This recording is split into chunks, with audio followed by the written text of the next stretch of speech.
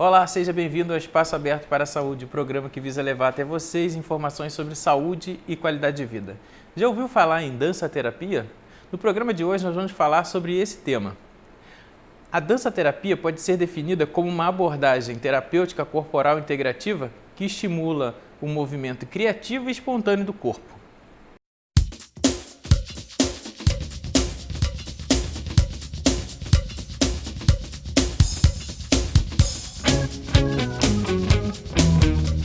As vivências em dança-terapia são realizadas em grupos e também com atendimento individual, nas quais são aplicadas propostas criativas que buscam trabalhar o autoconhecimento das pessoas além do condicionamento físico e auxiliá-las a superar desafios e viver mais felizes, segundo o Centro Brasileiro de Dança-Terapia.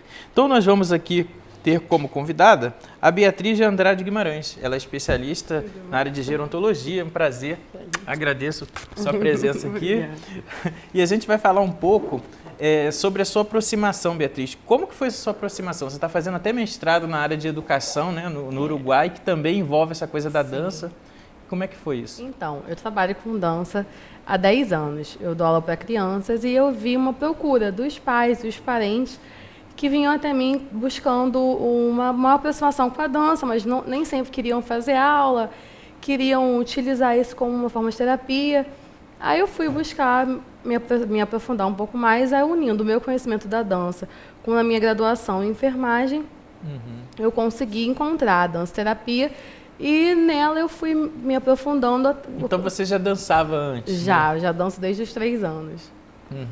E essa coisa da sua formação que você falou, como é essa formação do dança-terapeuta? Então, a formação se dá através de cursos de especialização, workshops, você vai fazendo vivências junto com profissionais que já atuam há mais tempo na área. Eu fui no centro da Maria Fuchs, na Argentina, que foi aonde eu me aprofundei mais, eu busquei material, livros e pesquisas, e foi aí que eu fui me aprofundando na temática e me tornei dança-terapeuta. E você está fazendo mestrado, e a sua temática de pesquisa do mestrado também tem a ver com isso? Sim, eu falo da relação do corpo do estudante perante esse processo de formação. Qual a interferência que faz o corpo nesse processo. E que nem sempre... Isso é muito pensado nas escolas, nas grandes universidades e tal. O foco é muito na mente, no que o aluno precisa para estar pensando e agindo, e não o que essa relação do corpo, um alongamento pode provocar, uma maior relação, um vínculo entre corpo e mente, respeitando os seus limites. Falando que o corpo também tem limites nesse processo. Interessante. E existe o atendimento dessa modalidade de dança-terapia no SUS? Então, a dança-terapia ainda não é uma terapia reconhecida pelo SUS. Algumas terapias alternativas já são, como a acupuntura, a biodança é reconhecida, mas a dança-terapia ainda não é. Então, o que acontece é que os profissionais que atendem com dança-terapia, eles, como eu mesma, atendo em projetos vinculado a ONGs, a universidades, inclusive eu atendo num projeto vinculado à UF, no Espaço Avançado, que trabalha com idosos. Então, assim, a gente consegue vincular o conhecimento a projetos do governo, mas não sendo reconhecida como uma terapia com a sua eficácia. Ela ainda vem em processo de reconhecimento aqui no Brasil. Fala um pouco para a gente dessa sua participação aqui no projeto da UF. Então, eu estou aqui no projeto, vai fazer 1 ano, e a gente realiza atividades assim com o grupo, onde a gente leva músicas que remetam à infância.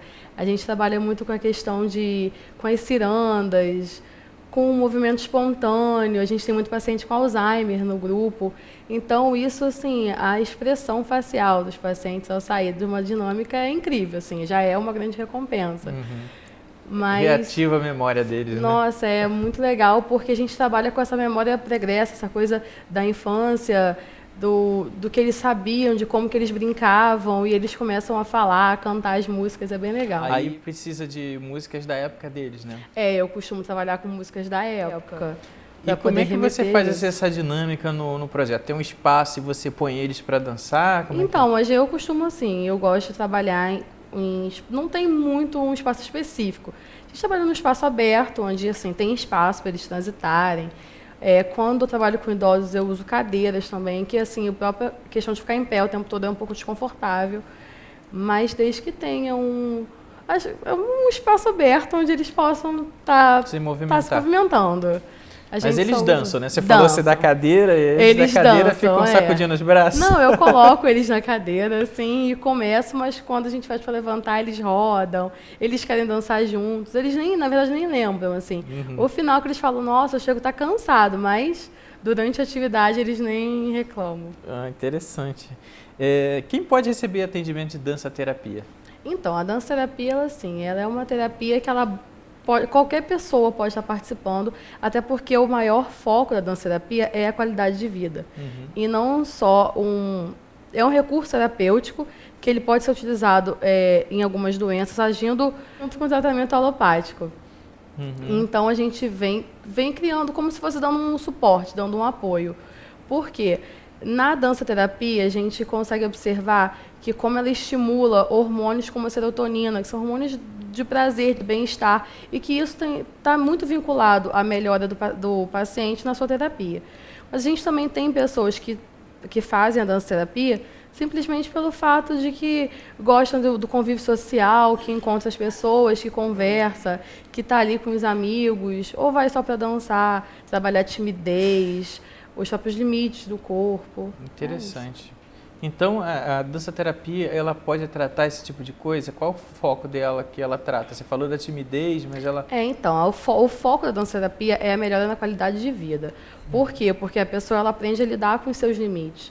Ela aprende a sentir o limite da sua respiração, dos seus movimentos, do seu alongamento. Então, quando ela começa a lidar melhor com os seus limites, ela consegue enfrentar problemas de uma melhor forma. Você tem algum caso assim da participação no projeto que te chamou a atenção, que você possa contar pra gente? Então, lá com os idosos? Não foi assim, eu tenho um caso que chamou a atenção, que foi de um paciente que era autista e que ele tinha uma grande dificuldade de comunicação, e a gente conseguiu através o processo foi gradativo, foi uma coisa lenta, mas através da dança-terapia, ele conseguiu se comunicar melhor com a equipe, não só comigo, como com a equipe que atendia.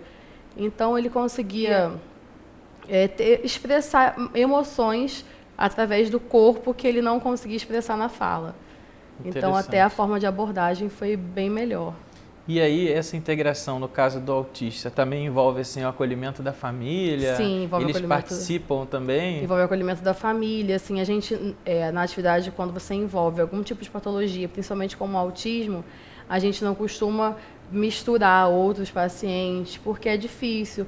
Normalmente são atividades isoladas, onde está ele com o terapeuta, ele com a família, ele com as pessoas que estão no convívio. A gente não...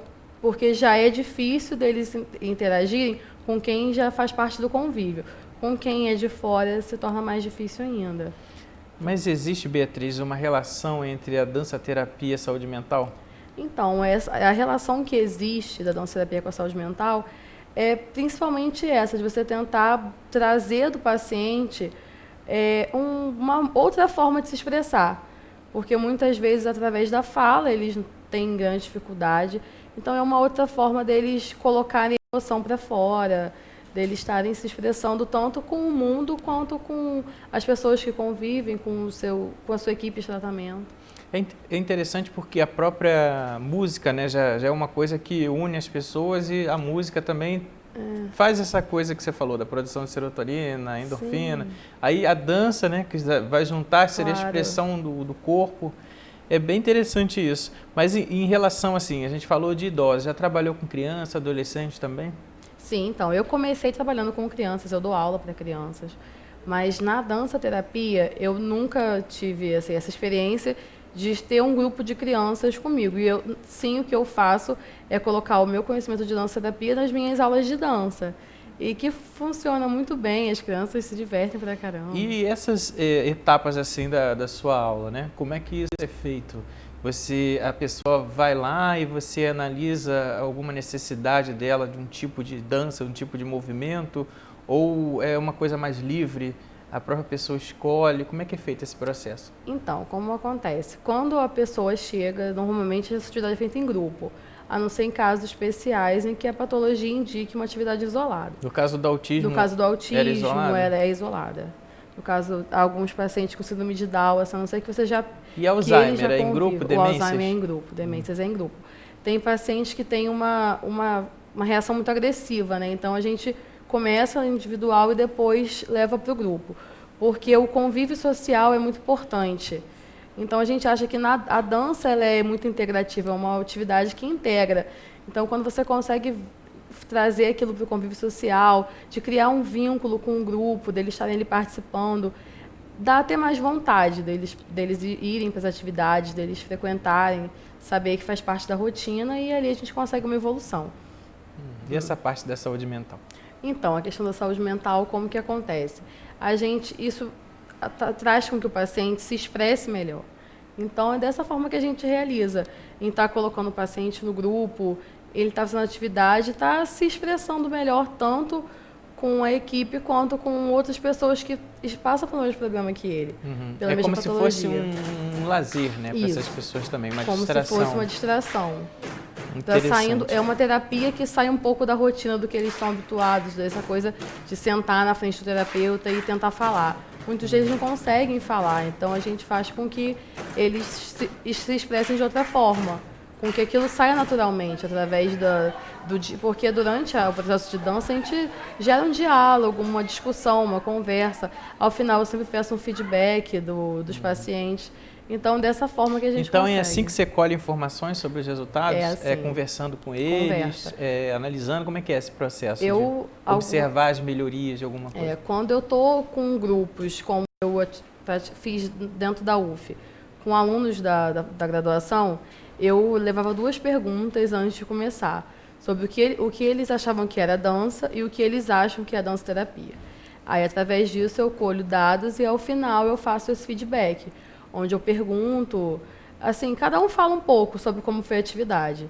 E com idosos eu já tenho um outro questionário, que ele é um pouco mais objetivo, porque as perguntas são abertas, mas são mais direcionadas. Pode citar pra gente algumas? Então, eu pergunto o que eles acharam da atividade, se já tiveram alguma outra experiência com dança, e o que mais marcou na atividade, que aí eu quero remeter e como eles se sentem, como eles se sentem, e como entrou e como saiu. Interessante. E a partir disso você pode analisar e ver novas propostas para aquele grupo? Sim, claro. Eu vi inclusive a ciranda. Eu não trabalhava com a ciranda antes. E a ciranda surgiu em um feedback desse no final, onde um dos participantes falou: mas eu gostava tanto de dançar ciranda quando eu era criança. Aí eu comecei a buscar aí fez umas todo mundo músicas, a roda lá aí fiz a roda, e eles adoram.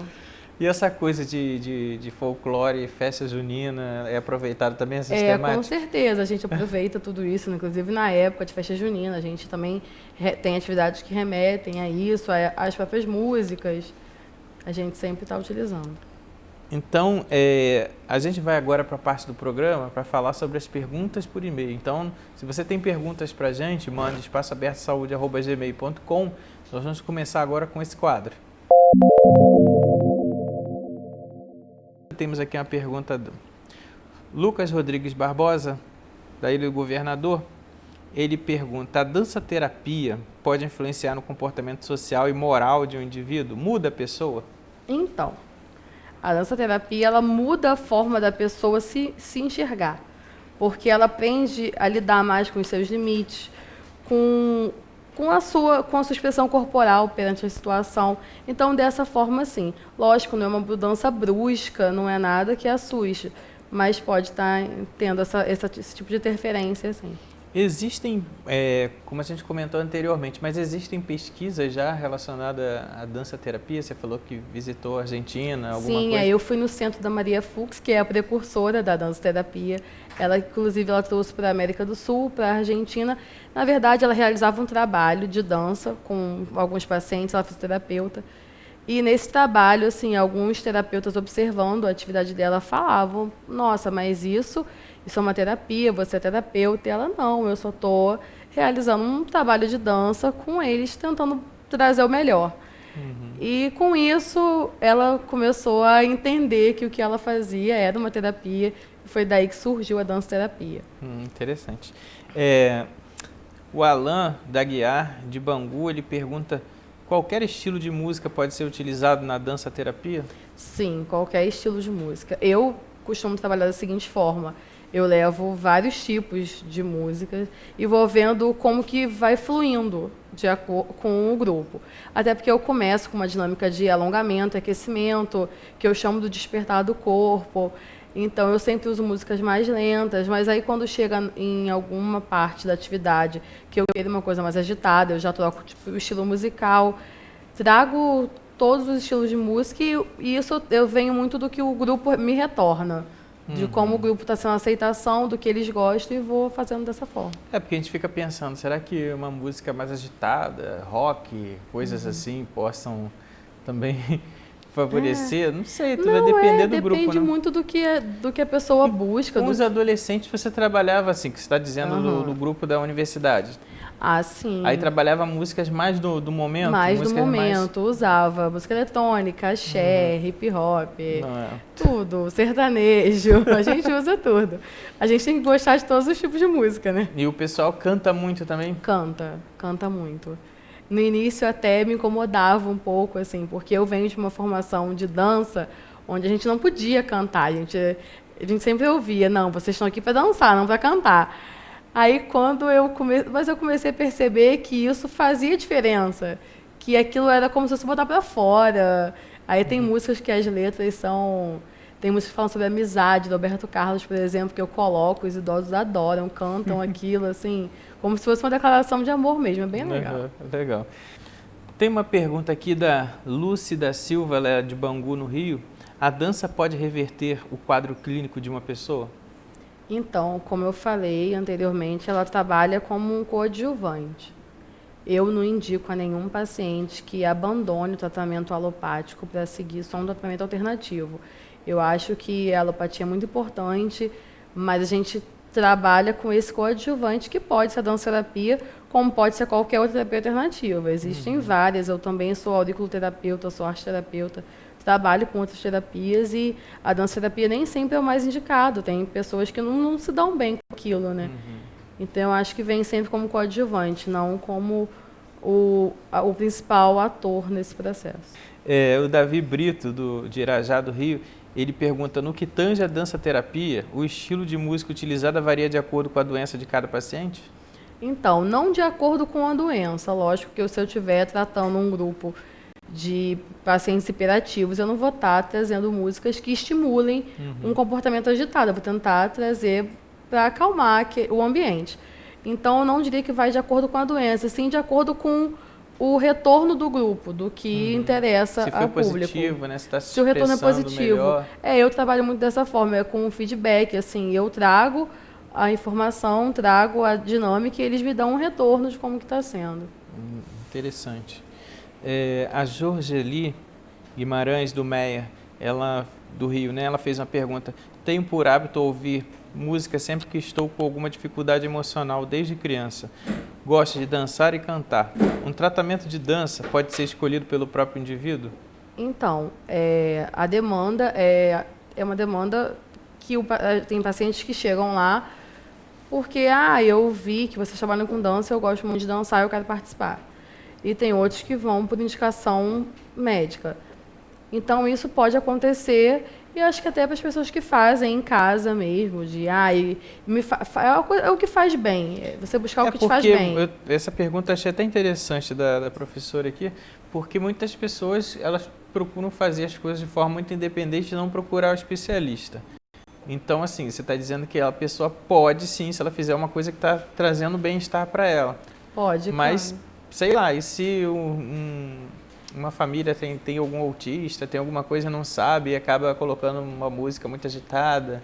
Aí eu já Entendeu? vejo de uma forma assim, que você tem que ter um acompanhamento da equipe que lida com esse paciente. Por isso que tanto as pessoas que procuram a dança-terapia sem indicação médica, elas são submetidas ao acompanhamento do terapeuta que está guiando as dinâmicas que vai guiar aquele grupo. Eu faço ficha dos pacientes e acompanho a evolução por ali. Mas existe, assim, indicações, por exemplo, de psicólogo que está acompanhando, que indica seu trabalho? Sim, existe indicação de terapeutas, psicólogos. Uhum. Sim, existe. E no caso, assim, que a gente falou aqui sobre essa coisa de escutar desde criança, né?